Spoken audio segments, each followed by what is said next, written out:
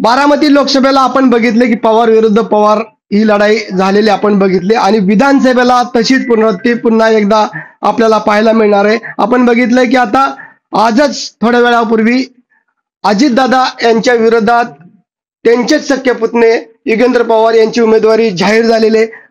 पहिल्यांदा तुमचं अभिनंदन. तुम्हाला बारामतीमध्ये शरदचंद्र पवार गटाकडनं उमेदवारी मिळाली. कुठली कुठली महत्वाचे तुमच्याकडं पहिले मुद्दे असणार आहेत प्रचारात?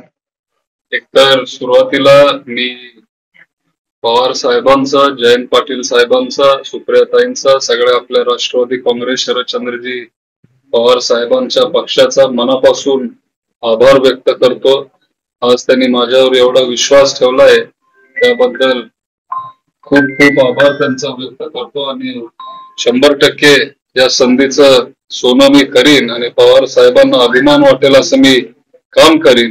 आणि विशेष म्हणजे बारामतीच्या जनतेचे जे काही प्रश्न आहेत जे आपल्याला मार्गी लावायचे आहेत, बारामतीकरांसाठी एक लोकप्रतिनिधी म्हणून मी इथं नेहमी त्यांच्यामध्ये उपलब्ध राहीन आणि त्यांचे प्रश्न सोडवण्यासाठी मी इथं त्यांच्यासाठी नेहमी असेल. एका बाजूला भला मोठं तगडं आव्हान आहे. अजितदादांनी बारामती तालुक्यात नंतर पुणे जिल्ह्यामध्ये विकास केलेला आपण बघितलंय आणि बारामतीमध्ये जवळपास 8,500 कोटींची विकास कामे चाललेली. मग असं असताना आपण या स्पर्धेमध्ये टिकण्यासाठी काय मतदारांना आव्हान करणार आहे, काय आश्वासन देणार?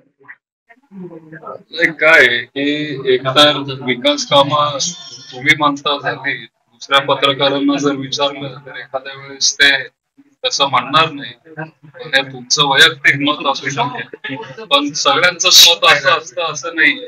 आणि जर 8,000 कोटीची विकास कामं झाली तर मग ते कुठं झाली हे पण आपण बघितलं पाहिजे आणि खरंच तेवढी झालीत की नाही ते पण बघितलं पाहिजे. ठीक आहे, मान्य करू तुमचं हे वैयक्तिक मत असेल पण आमच्या सोबत बारामतीची जनता आहे, कारण आमच्या सोबत पवार साहेब आहेत आणि सगळे बारामतीकर एक मताने काल पण आणि आज पण पवार साहेबांसोबत आहेत आणि त्यांची कामं करण्यासाठी आज आम्ही आणि राष्ट्रवादी काँग्रेस पक्ष सक्षम आहोत आणि आम्ही करणार. आपण बघितलं की एका बाजूला पवार साहेबांचा चेहरा आणि आपण पवार साहेबांच्या बरोबर, तर दुसऱ्या बाजूला अजितदादाचं एक कुटुंब आहे. म्हणजे एका बाजूला अजितदादांचं कुटुंब आणि दुसऱ्या बाजूला पवार साहेब आणि आपले म्हणजे बाबा असतील, इतर संस्था असतील, सगळं कुटुंब एकत्र आहे. ते तुम्हाला दिवाळीला दिसेल. 7 दिवस थांबा तुम्हाला त्यावर ते दिसेल. आता चित्र स्पष्ट 28 तारखेला अजितदादा उमेदवारी अर्ज दाखल करणार आहेत. आपला अर्ज कधी दाखल होणार आहे, कुठून त्याची सुरुवात होणार? आता आपण अजून तारीख ठरवली नाहीये. आपण तारीख ठरवू, पवार साहेबांशी चर्चा करू, माझ्या कुटुंबाशी बोलेन, सगळे आपले इथले कार्यकर्ते, ज्येष्ठ पदाधिकारी सगळ्यांशी चर्चा केल्यावर एक तारीख ठरवू आणि तुम्हाला लवकरच आम्ही सांगू. आपण बघितलं की गेल्या लोकसभेच्या निवडणुकीला आपले बाबा देखील निवडणुकीमध्ये उतरले होते आणि त्यांनी काही मुद्दे देखील सांगितले. आता बाबा निवडणुकीच्या प्रचारामध्ये उतरणार आहेत.